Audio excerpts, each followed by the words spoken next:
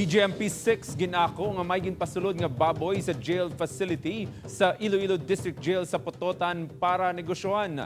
Hindi ang gintutukan ni Daryl Marie Sarmiento, exclusive.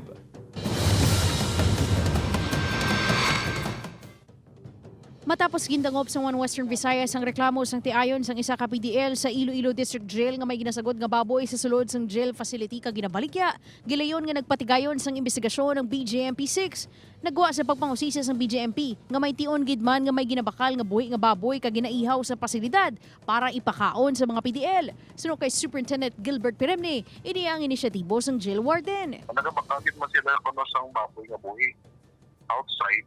Also to save them. Apang ang alegasyon sang tiayon sang PDL nga ginanegosyohan ni sang jail guards sa ginpanginwala ni Piremne. Kag sabaylo, ginpasa sini sa inmate ang nulunegosyo sa sulod sang pasilidad. There was an instance na may PDL siguro nga nag-aalsa. Then siguro ginapatungan 20 pesos sa ginamiligyan sa sulod. But we already give instructions na dapat hindi na napaliwat.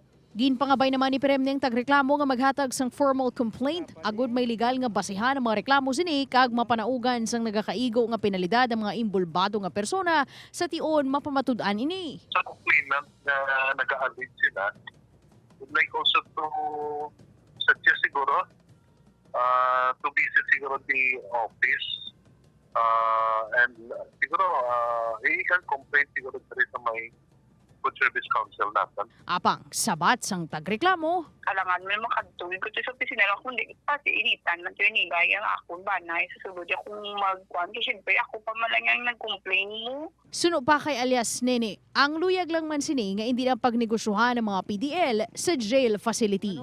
Upod kay Hans Desierto, Daryl Marie Sarmiento, One West